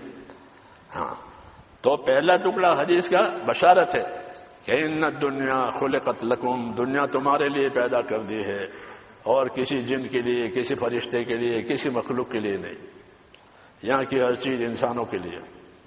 لیکن انسان کو کیوں پیدا کیا ہے کہ وَإِنَّكُمْ خُلِقْتُمْ لِلْآخِرَةِ، تم کو آخرت کے لیے پیدا کیا ہے. تو آخرت میں جانے کے لیے اپنے آپ کو آخرت والا بنانا ہے. ہاں، اگر بگڑ کر آخرت میں گیا تو آخرت بگڑ جائے گی اور حسرت اور پچھتاوے کے سوا کچھ نہیں رہے گا. اس لیے میرے دوستو، زندگی اپنے آپ کو بنانے کے لیے ہے، ایمان کے لحاظ سے، عبادت کے لحاظ سے، اعمال اور اخلاق کے لحاظ سے، اخلاص کے لحاظ سے اپنے آپ کو بنانا ہے. جب اس کی محنت ہوگی تو یہ چیزیں زندگیوں میں دھیرے دھیرے آئے گی. ایمان آئے گا، اللہ سے امیدوار بنائے گا ایمان، اللہ سے ڈرائے گا ایمان، اللہ کے حکموں پر چلائے گا ایمان. ہاں، کیونکہ ایمان کا تقاضا اطاعت ہے. جب ایمان صحیح ہوتا ہے تو پھر زندگی اطاعت پر آتی ہے. ایمان کا تقاضا ہی اطاعت ہے کہ ایمان اسی لیے دیا گیا ہے کہ اللہ کی اطاعت کی جائے. رسول اسی لیے بھیجے جاتے ہیں کہ اللہ کی اطاعت کی جائے. وما ارسلنا من رسول الا لیطاع باذن اللہ، کہ اللہ نے رسولوں کو اس لیے بھیجا ہے کہ تاکہ ان کے فرمانے سے، اللہ کے فرمانے سے وہ لوگوں کو اللہ کی اطاعت پر قائم کریں. اگر وہ اطاعت پر قائم نہیں ہوں گے تو ان کی زندگیاں اپنے خواہشات پر ہوگی. ہاں، ان کی زندگیاں اپنے خواہشات پر ہوگی، اور جب آدمی خواہشات کے پیچھے پڑے گا تو وہ حق ادا نہیں کرے گا. ہاں، یہ قاعدے کی بات ہے کہ جو راستہ خواہشات کا ہے، منچاہی کا ہے، اس میں حقوق ادا نہیں ہوتے. حقوق تو حکموں کی تابع داری کی وجہ سے ہوتے ہیں کہ اپنے آپ کو حکموں کا پابند کرو. ایمان اسی کا نام ہے کہ اللہ نے جو بات بتائی ہے وہ حق ہے اور مجھے حق کے تابع ہونا ہے. اس لیے اپنے آپ کو ایمان کے تابع بنانا یعنی اللہ کی اطاعت کے ساتھ زندگی گزارنا. خود بھی اپنے اہل و عیال کے بھی، یا ایھا الذین آمنوا قوا انفسکم واہلیکم نارا، اے ایمان والو اپنے آپ کو، اپنے اہل و عیال کو دوزخ سے بچاؤ. جیسے بھوک سے، پیاس سے، سردی گرمی سے بچاتے ہیں اپنے اہل و عیال کو، ایسے ہی ان کو دوزخ سے بچاؤ. حضرت علی فرماتے تھے دوزخ سے بچانے کا مطلب یہ ہے کہ ان کو دین سکھاؤ. ان کو کیا سکھاؤ؟ کہ ان کو دین سکھاؤ تاکہ وہ دوزخ سے بچے. کیونکہ پہلی ذمہ داری دین کے آدمی سے، اس کے قبر میں سب سے پہلے دین کا سوال ہوگا کہ آپ کا دین کیا ہے. ہاں، اگر وہ اس جواب میں صحیح ہوگا پھر کوئی پریشانی نہیں. پھر دین ہے تو اس کے چاروں طرف اس کے اعمال ہو جائیں گے کہ کلمہ سر کی طرف سے ہو جائے گا، نماز داہنی طرف سے ہوگی، روزہ بائیں طرف سے ہوگا، باقی اعمال پاؤں کی طرف سے ہوں گے، اور یہ اعمال اس کے لیے حفاظت کا سامان بن گے. یہ ترتیب ہے کہ آدمی اپنے عملوں کے ساتھ آخرت میں جاوے تاکہ آخرت کو کامیاب دیکھے. اس لیے میرے بھائیوں، زندگی کو امانت سمجھنی ہے. زندگی کو امانت سمجھنی ہے، اور امانت کا مطلب یہ ہے کہ اس کو حفاظت سے رکھو. بلکہ امانت کا مطلب یہ ہے کہ جو حقوق ہے اس زندگی میں وہ حقوق ادا کرے، اور حقوق کی خبر نہ ہو تو جاننے والوں سے پوچھے. جیسے دنیا کے کاموں میں جاننے والوں سے پوچھتے ہیں. ہاں، کوئی مسئلہ حکومت کا آ گیا، سرکاری آ گیا تو وکیلوں کے پاس جاتے ہیں. بیماری کا مسئلہ آیا تو ڈاکٹروں کے پاس جاتے ہیں. تعمیر کا مسئلہ آیا بلڈروں کے پاس جاتے ہیں. ہر لائن کے بڑوں کے پاس جاتے ہیں. دین کے بارے میں یہ ہے کہ جو دین جانتے ہیں ان کے پاس جاؤ، ان سے پوچھو تاکہ دین کی ذمہ داری کا پتہ چلے. یہ سب ذمہ داریوں کی باتیں ہیں. ہاں، اس لیے میرے بھائیوں اس ذمہ داریوں کو پورا کرنا ہے. اور پھر ہم کو ان ذمہ داریوں کے ساتھ اللہ تعالیٰ نے اس امت کو ایک محنت دی ہے. ایک محنت دی ہے. وہ محنت ہمارے لیے ایسی مفید ہے جیسے آسمان سے برسنے والا پانی ہوتا ہے کہ پانی برس گیا تو سب چیزیں اگ جائیں گی. وَجَعَلْنَا مِنَ الْمَاءِ كُلَّ شَيْءٍ حَيٍّ، یہ پانی سے ہم نے ہر چیز کو زندہ کر دیا ہے. اچھی سے اچھی چیز زعفران وہ بھی پانی چاہتا ہے، ادنا سے ادنا چیز جو باجرا وہ بھی پانی چاہتا ہے، اس کے بغیر وہ بھی نہیں اگتا. ہاں، پانی سے ہر چیز کو زندہ کیا ہے. حضور صلی اللہ علیہ وسلم فرماتے ہیں کہ میں جو چیزیں لے کر آیا ہوں زندگی کی صحیح آبادی کے لیے وہ ایسی ضروری ہے جیسے زمین کی آبادی کے لیے پانی ضروری ہے. اگر پانی نہیں ہے تو سب سوکھا ہے. ایسے زندگی میں دین نہیں ہے تو زندگی اپنی ذمہ داریوں کے بارے میں سوکھی ہے یعنی خراب ہے، پھر زندگی خراب ہو جاتی ہے. سب سے پہلے یقین بگڑتا ہے، سب سے پہلے یقین بگڑتا ہے. اللہ سے ہونا یہ اصل ہے، اللہ کرنے والا ہے، اللہ کے سوا کوئی کرنے والا نہیں ہے. اللہ کے ہاتھ میں ساری چابیاں ہیں، سارے خزانے ہیں. ہماری زندگی، ہماری موت، ہمارے تمام مسائل صرف اللہ کے ہاتھ میں. یہ ایمان ہے ہمارا. اس لیے پہلا رخ اللہ کی طرف. دوسرے نمبر میں اللہ کی عبادت ہے. کہ جو اللہ مانا ہے تو اللہ کی عبادت، جانی عبادت، مالی عبادت. جانی مالی عبادت کرتے ہوئے پھر اس ایمان اور عبادت کو دنیا میں چلانے کے لیے کام دیا ہے، دنیا میں چلانے کے لیے محنت دی ہے. کہ یہ محنت کرو تاکہ زندگی کی یہ ذمہ داریاں عمل میں آوے. مولانا محمد یوسف صاحب رحمۃ اللہ علیہ فرماتے تھے کہ اگر ہمارا کام صحیح طریقے سے چلا تو سب سے پہلے امت میں عبادت کا دین زندہ ہوگا. وہ ہو رہا ہے. ہر جگہ نمازی بڑھ گئے، ہر جگہ مسجد بڑھ گئی، مدرسے بڑھ گئے. عبادت کا دین تو کام کے حق ہونے کی نشانی ہے کہ ہمارا کام اگر صحیح طریقے پر چلا تو امت میں سب سے پہلے کیا ہوگا؟ عبادت کا دین زندہ ہوگا. کہ لوگ عبادت کرنے والے بنیں گے، نمازی بنیں گے، حاجی بنیں گے، روزے رکھیں گے، صدقہ کریں گے. عبادت زندگی میں آ جائے گی. اور یہ پہلی ذمہ داری ہے، عبادت کے لیے پیدا کیا.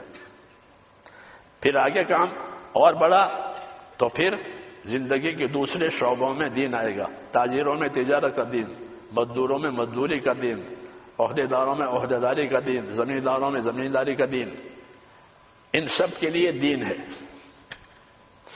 ان سب کے لیے دین ہے. حضور صلی اللہ علیہ وسلم سب کے لیے دین لے کر آئے ہیں اور آپ نے سب کو بلایا ہے اور سب کو ذمہ داری سمجھائی ہے کہ اپنے اپنے شعبے کا دین حاصل کرو. علم و ذکر کا یہی مطلب ہے کہ جو جس شعبے میں ہے اس شعبے کا علم و ذکر، یعنی اس شعبے کا علم، اس شعبے کا عمل.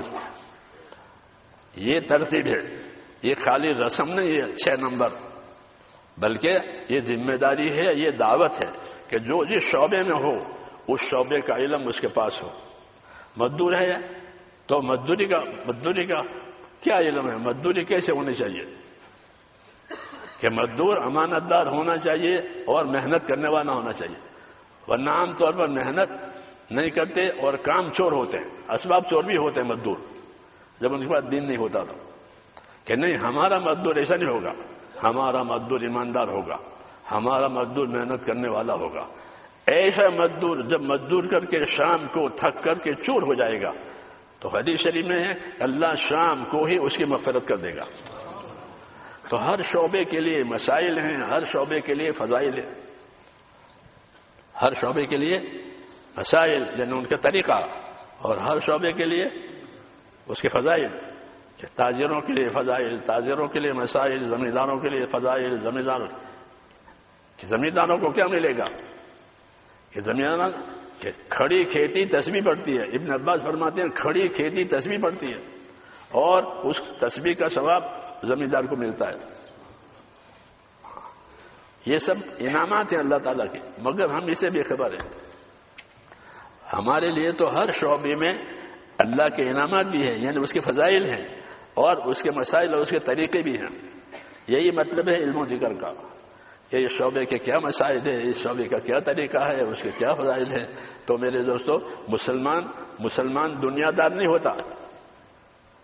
لوگ کہتے ہیں ہم تو دنیا دار ہیں. مسلمان دنیا دار نہیں ہوتا، کافر دنیا دار ہوتا ہے، کیونکہ اس کا آخرت پر ایمان نہیں ہے. اس کا آخرت پر ایمان نہیں ہے. وہ دنیا دار ہے. ان ہے الا حیاتنا الدنیا نموت ونحیا وما نحن بمبعوثین، کہ ہماری تو یہی زندگی ہے، جئیں گے مریں گے پھر کچھ نہیں ہے. تو وہ جھوٹ بولتا ہے، وہ جھوٹ بولتا ہے، وہ باطل ہے. کہ نہیں، جس طرح زندگی ہے، زندگی کا انجام اور نتیجہ بھی ہے.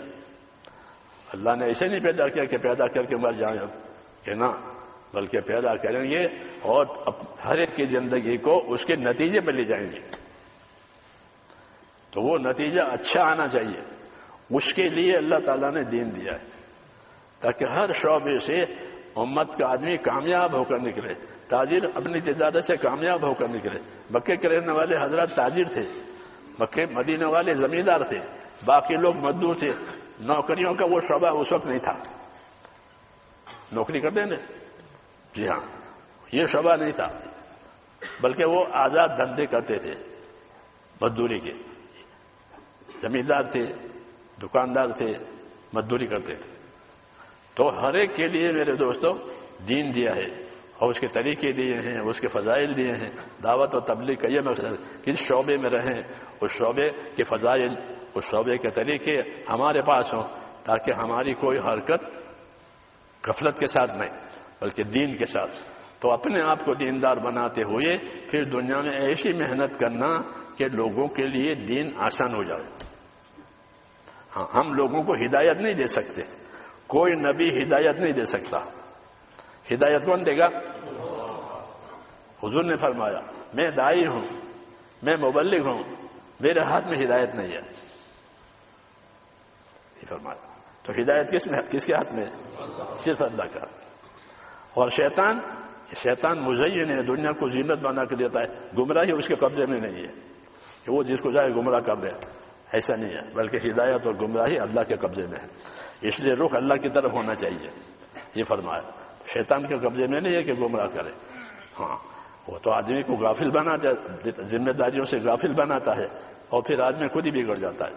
اس لیے میرے دوستوں زندگی کو امانت سمجھنی ہے, دنیا کے اسباب کو بھی امانت سمجھائیں. اور یہ زندگی کی ساری ذمہ داریاں اور سارے اسباب صرف اور صرف حقوق ادا کرنے کے لیے. اللہ کے حقوق, بندوں کے حقوق, اپنے ذات کے حقوق. ہاں, اپنے ذات کے حقوق. اپنی ذات کا حق یہ ہے کہ ہر آدمی اپنے آپ کو دوزخ سے بچا لے. یہ حق ہر آدمی کی ذات پر اس کی ذات کا حق ہے. ہر آدمی پر اس کی ذات کا کیا حق ہے کہ اپنے آپ کو دوزخ سے بچاؤ.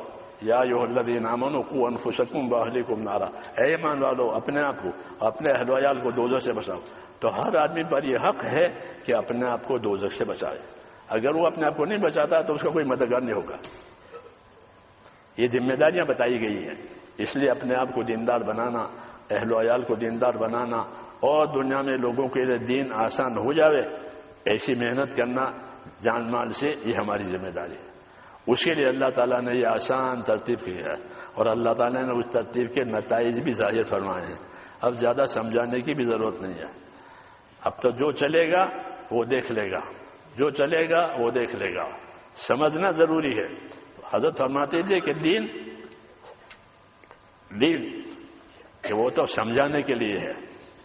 دنیا کا کام دکھا کر کیا جاتا, دین کا کام سمجھا کر کیا جاتا. آپ کو کوئی چیز بیچنی ہے تو آپ اس کا سیمپل بتائیں گے, یہ چائے کا سیمپل ہے. دنیا کے کام دکھلا کر اور دین کا کام سمجھا کر کہ سمجھاؤ, سمجھانے میں کمی نہ کرو. حضرت جی فرماتے ہیں کہ سمجھاؤ, لوگوں میں سمجھ ہے, لوگوں میں سمجھ ہے, سمجھاؤ اور سمجھانے میں کمی نہ کرو. تو ہمارا کام اپنے عمل کو اچھی طرح سمجھنا اور دوسروں کو سمجھانا, یہ ہمارے ذمہ ہے. تو اس کے لیے تیار ہیں؟ ہاں, اپنی اپنی ترتیب بنا کر کے اللہ کے راستے میں جانا اور اسی کام کو سمجھانا تاکہ زندگی سنت پر آوے, طریقوں پر آوے, رواج میں سے نکل جائیں, غفلت میں سے نکل جائے.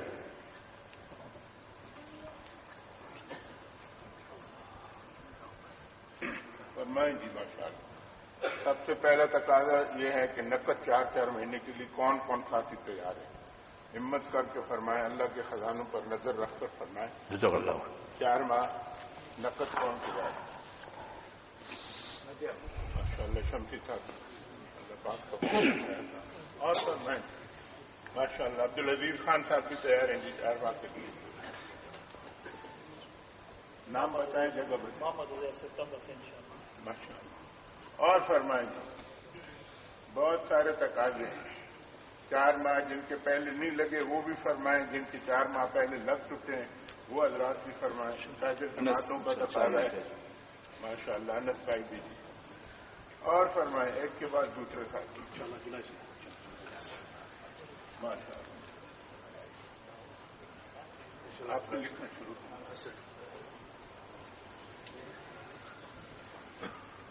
جی اور فرمائیں جی ماشاء اللہ مسجد ابراہیم بریڈ فورڈ صادق طارق ماشاء اللہ اور فرمائیں جی نقد قلعے کے لیے تیار ہے ڈاکٹر نجیب صاحب بھی کیا نام بتا رفیق ماشاء اللہ اور فرمائیں جی 4 ماہ کے لیے نقد کون ہمت کرتے ہیں؟ ہمت مردہ مدد خدا اللہ پاک کی طرف متوجہ ہوں کہ اللہ راستہ کھولیں گے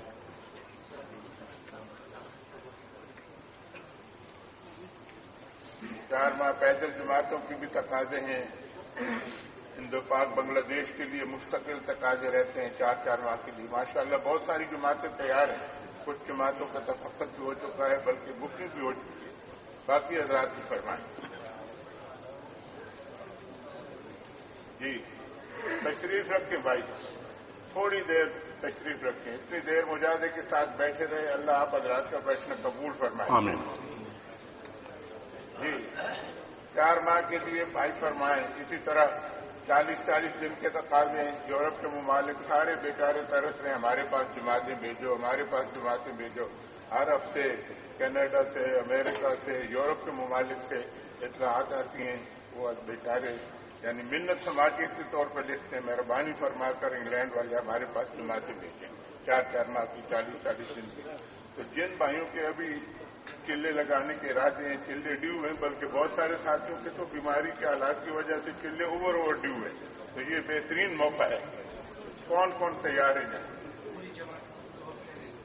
ماشاء اللہ اور فرمائیں بائیں جانب والی ابو بکر مسجد بریڈ فورڈ سے پوری جماعت ماشاء اللہ اسماعیل بھائی ڈارک لین نور مسجد نور سے پاٹنے سے 2 جماعتیں ایسے لکھائیں اپنی اپنی مسجد کی جماعت لکھائیں ابراہیم مسجد سے پوری جماعت ماشاء اللہ ابراہیم مسجد بریڈ فورڈ سے پوری جماعت اللہ آسان فرمائے اور فرمائیں 40 دن کے لیے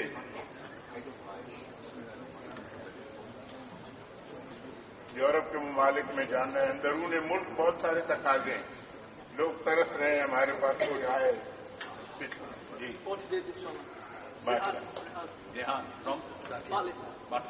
ماشاء اللہ اور بھی فرمائیں بائیں جاننے والے حضرات بھی فرمائیں بڑی عمر کے حضرات بھی فرمائیں نوجوان بھی فرمائیں آپ حضرات جانتے ہیں ہمارے خروج کے لحاظ سے یہ آئندہ 2-3 مہینے بہت اہم ہیں مئی کا مہینہ جون جولائی اور اگست ان میں اسکول کی کالجز کی یونیورسٹیز کی چھٹیاں ہوتی ہیں تو ابھی سے بھائی ہم اپنی مسجد میں نوجوانوں کا جوڑ رکھ کے مختصر وقت کے لیے ان کے سامنے ایمان یقین کی قبر آخرت کی بات کر کے ابھی سے ان کی تشکیلیں کریں تاکہ وہ ہم سے سستی ہوگی تو وہ اور پروگرام بنا لیں گے تو ہمیں یہ دیکھنے میں آیا کہ ماشاءاللہ ان کے اندر بڑی استعداد ہے سمر ہالیڈیز میں یہ 40 دن کی بھی جماعتیں بنا کر نکلیں اور ایسی جگہوں پہ جا کر محنت کرتے ہیں جہاں ہماری رسائی نہیں ہوتی تو اپنی اپنی مسجد سے نوجوانوں کی جماعتیں بھی لکھائیں مئی کے مہینے میں جون جولائی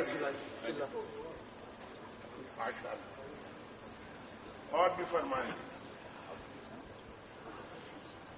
جہاں جہاں سے جماعتیں بن چکی ہیں وہ بھی فرمائیں اور ارادے بھی لکھائیں کہ ہم اپنی مسجد سے جو 2 جماعتیں 3 جماعتیں 5 جماعتیں نکالنے والی مساجد بھی یہاں بیٹھی ماشاء اللہ ساتھ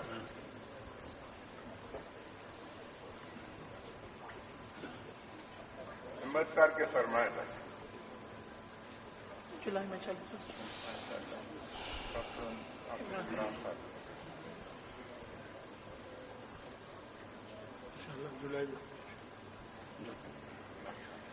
اور فرمائیں جی ہمت کر کے فرمائیں بہت سارے تقاضے ہیں یورپ کے تقاضے ہیں کینیڈا سے ہر ہفتے اطلاعات آتی ہیں ہمارے پاس جماعتیں بھیجو مستورات کی جماعتیں بھیجو مردوں کی جماعتیں بھیجو دیکھو اللہ رب العزت نے ہمیں یہ موقع عطا فرمایا ہم وہاں جا کر محنت کریں گے حافظ پٹیل صاحب رحمۃ اللہ علیہ فرمایا کرتے تھے تم ایک آدمی کو دعوت دیتے ہو وہ آدمی اکیلا نہیں ہوتا اس کے پیچھے پورا خاندان ہوتا ہے اور وہ ایک آدمی پورے خاندان میں دین کے لانے کا ذریعہ بن جاتا ہے. تو ہمت کر کے فرمائیں بھائی، یورپ کے لیے، دور دراز ممالک کے لیے کون کون سے ساتھی ایسے ہیں جو ابھی سے لے کے، یعنی ہمارا ماہانہ مشورہ انشاءاللہ 18-19 جون کو ہوگا بلڈ بن مرکز میں، تو ابھی سے لے کے ماہانہ مشورے تک نکلنے والے ساتھی بھی فرمائیں. پھر اس کے بعد جولائی اگست میں سپتمبر تک کے ساتھی اپنے اپنے ارادے لکھائیں کہ بھائی میں اگست میں تیار ہوں اپنی جماعت کے ساتھ، جولائی میں تیار ہوں. تو اب تو آسان مسئلہ ہو گیا، موقع مل گیا. کون ہمت کرتے ہیں اپنی خاموشی کو توڑیں گے؟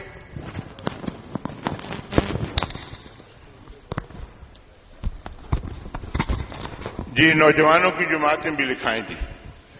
مئی کے مہینے میں، جون، جولائی، اگست کے مہینے میں کہاں کہاں سے جماعتیں نکلنے والی ہیں. ماشاءاللہ چھٹیاں شروع ہو رہی ہیں، تو اس کے لیے فرمائیں بھائی ہمت کر کے. ماشاءاللہ مسجد نور الاسلام سے ایسے اور بھی فرمائیں جی. کھڑے ہو کے لکھائیں، ماشاء کھڑے ہو کے لکھائیں، شیطان کی کمر توڑے. ماشاءاللہ اللہ پاک قبول فرمائے. یہ کھڑا ہونا بھی بہت بڑی بات ہے. ماشاءاللہ کوئی مسجد ایسی نہ رہے جو کسی نہ کسی درجے میں اپنی مسجد سے جماعتوں کا ارادہ نہ لکھائے. 1 جماعت، 2 جماعت، 3 جماعتیں. یہی نوجوان انشاءاللہ آئندہ جا کے دین کا کام کریں گے. ماشاءاللہ ابو بکر مسجد سے 1 جماعت. اور فرمائیں جی. ماشاءاللہ جی. بہت سارے ساتھی گھبراتے ہیں کہ ان دنوں میں نوجوان نکلیں گے تو نوجوانوں کے ساتھ نکلنا مسئلہ ہے. بھائی ہم نہیں ان کو برداشت کریں گے تو کون برداشت کرے گا؟ تھوڑی سی برداشت کرنے کی بات ہے. ہم ان کے ساتھ رہیں گے، ان کی سرپرستی کریں گے، بڑی عمر کے ساتھی. انشاءاللہ یہی مستقبل میں دین کا کام پورے ملک میں، پوری دنیا میں لے کر جائیں گے. تو اس لیے ہمت کر کے فرمائیں جی.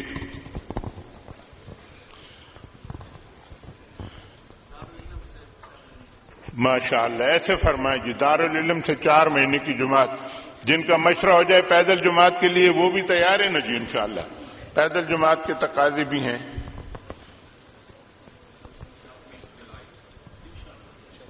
نوجوانوں کی جماعتیں لکھائیں.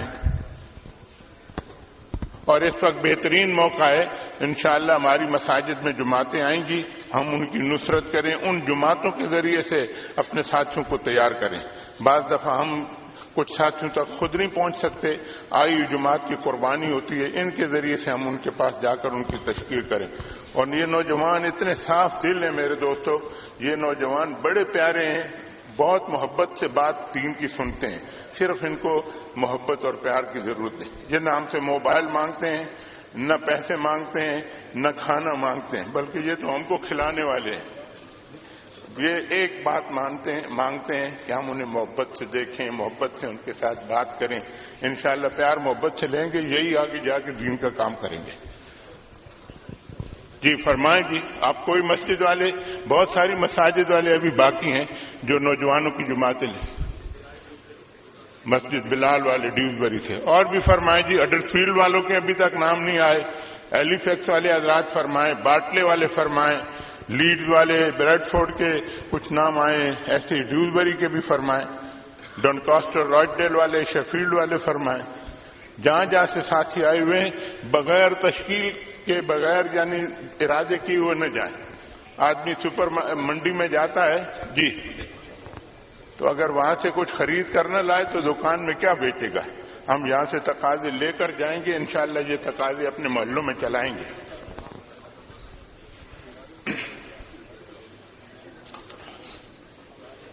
جی ماشاءاللہ. اس کے ساتھ بھائی 1-2 اعلانات ضرور سن لیجئے.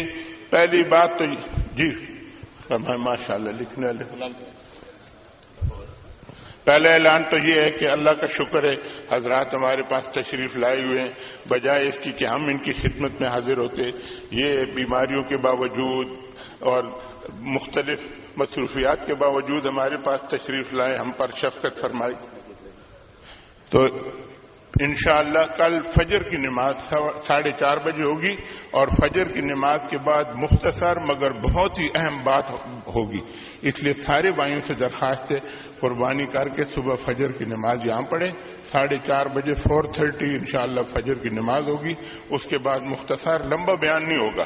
آپ حضرات کا خیال بھی حضرات نے رکھا ہے کہ کچھ ساتھی کام پہ جانے والے ہوتے ہیں، کچھ بچوں کے سکول کالج لے جانے والے ہوتے ہیں، تو 4:30 بجے 4:30 پہ فجر کی نماز میں ضرور تشریف لائیں۔ ایک بات تو یہ جو ساتھی یہاں نہیں ہیں ان تک بھی یہ بات پہنچائیں، اور دوسری درخواست یہ ہے اللہ جزائے خیر دے محلے والوں کو، انہوں نے کھانے کا انتظام کیا ہے، اللہ ان کی محنت کوشش قربانی قبول فرمائے اور ان کے جان مال اولاد عزت آبرو میں برکت عطا فرمائے۔ تو ایک درخواست یہ ہے کہ پہلے نماز سنن اور نوافل سے فارغ ہونے کے بعد جو اطراف کے شہروں سے ساتھی آئے ہیں، مثلا شیفیلڈ ہے، بریڈفورڈ، راچڈیل، ایسے ڈونکاسٹر تک کے ساتھی آئے ہیں، دور دراز سے بھی آئے، تو پہلے نمبر پہ یہ حضرات کھانے سے فارغ ہو جائیں۔ ڈیوزبری باٹلے والے حضرات کی خدمت میں درخواست ہے کہ مہمانوں کا اکرام کرتے ہوئے آپ تشریف رکھیں، جب مہمان فارغ ہو جائیں اس کے بعد ڈیوزبری باٹلے والے حضرات کھانے کے لیے تشریف لے جائیں۔ جزاک اللہ خیر۔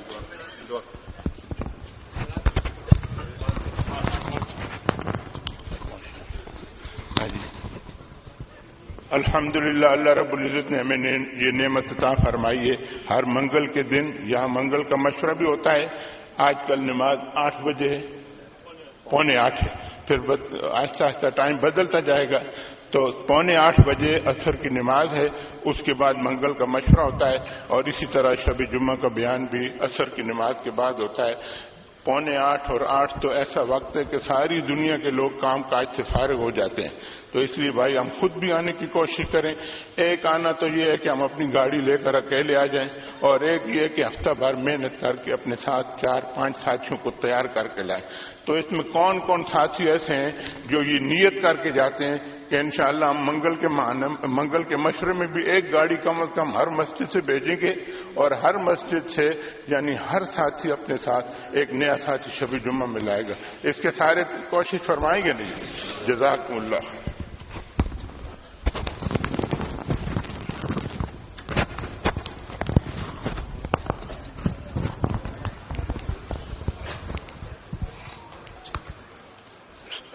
درود شریف پڑھ لیں۔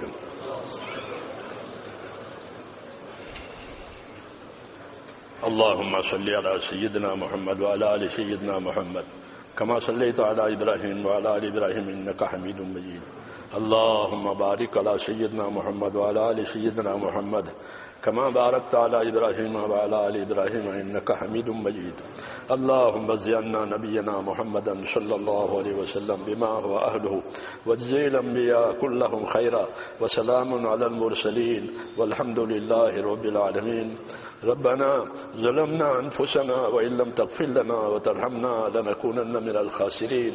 ربنا إننا آمنا فاغفر لنا ذنوبنا وقنا عذاب النار. ربنا إننا آمنا فاغفر لنا ذنوبنا وقنا عذاب النار. ربنا إننا آمنا فاغفر لنا ذنوبنا وقنا عذاب النار. اللهم اغفر لي ولوالدي واغفر يا رب لجميع المؤمنين والمؤمنات والمسلمين والمسلمات الأحياء منهم والأموات، ولإخواننا الذين سبقونا بالإيمان، ولا تجعل في قلوبنا غلا للذين آمنوا ربنا إنك رؤوف رحيم. اللهم اشرح صدورنا للإسلام. اللهم حبب إلينا الإيمان وزينه في قلوبنا وكره إلينا الكفر والفسوق والعصيان. اللهم اجعلنا من الراشدين. يا مقلب القلوب ثبت قلوبنا على دينك. يا مصرف القلوب صرف قلوبنا على طاعتك. ربنا لا تزغ قلوبنا بعد إذ هديتنا وهب لنا من لدنك رحمة إنك أنت الوهاب. ربنا أرنا الحق حقا وارزقنا اتباعه، وأرنا الباطل باطلا وارزقنا اجتنابه. يا حي يا قيوم برحمتك نستغيث. أصلح لنا شأننا كله ولا تكلنا إلى أنفسنا طرفة عين، ولا تنز منا صالح ما أتيتنا. ربنا آتنا أفضل ما تؤتي عبادك الصالحين. ربنا آتنا أفضل ما تؤتي عبادك الصالحين. ربنا آتنا أفضل ما تؤتي عبادك الصالحين، وآتنا أفضل ما تؤتي الناس من المال والأهل والولد غير ضال ولا مضل. اللهم اقبل بقلوبنا الى دینک واقبل بقلوب کافۃ المسلمین الى طاعتک. اے اللہ ہماری مغفرت فرما، اے اللہ ہم سب کی مغفرت فرما، اے اللہ پوری امت کی پوری مغفرت فرما، پوری امت کی پوری مغفرت فرما. ہم پوری کی پوری امت کے دربار میں قصوروار ہیں، اپنے لیے اور پوری امت کے لیے معافی کی درخواست کرتے ہیں. ہماری اور پوری امت کی پوری مغفرت فرما، امت سے درگزر فرما، امت پر سے اپنی ناراضگی کو اٹھا لے. موجبات مغفرت اور موجبات رحمت امت کی زندگیوں میں قائم فرما دے. ہر خیر سے مالا مال فرما، ہر شر سے، ہر فتنے سے، ہر بلا بیماری سے ہماری اور پوری امت کی پوری حفاظت فرما. اے اللہ ہر خیر کو ہماری طرف متوجہ فرما، ہم کو ہر خیر کی طرف متوجہ فرما. ربنا آتنا فی الدنیا حسنہ وفی الآخرۃ حسنہ وقنا عذاب النار. اللهم انا نسألك من خیر ما سألك منه نبيك محمد صلی اللہ علیہ وسلم ونعوذ بك يا رب من شر ما استعاذك منه نبيك محمد صلی اللہ علیہ وسلم. انت المستعان وعليك البلاغ ولا حول ولا قوة الا بالله العلي العظیم. اے اللہ ہماری مغفرت فرما، پوری امت سے درگزر فرما، ہر خیر کو ہماری طرف متوجہ فرما. جن بھائیوں دوستوں نے دعاؤں کے لکھا ہو کہا ہو، یا اللہ ان کی جائز مرادیں پوری فرما، ان کی پریشانیوں کو دور فرما، ان کی بیماریوں کو صحت سے بدل دے، ان کی دشواریوں میں آسانیاں پیدا فرما دے. ہر خیر کو ہماری طرف متوجہ فرما، ہر شر سے ہماری اور امت کی حفاظت فرما. وصلی اللہ تعالی علی خیر.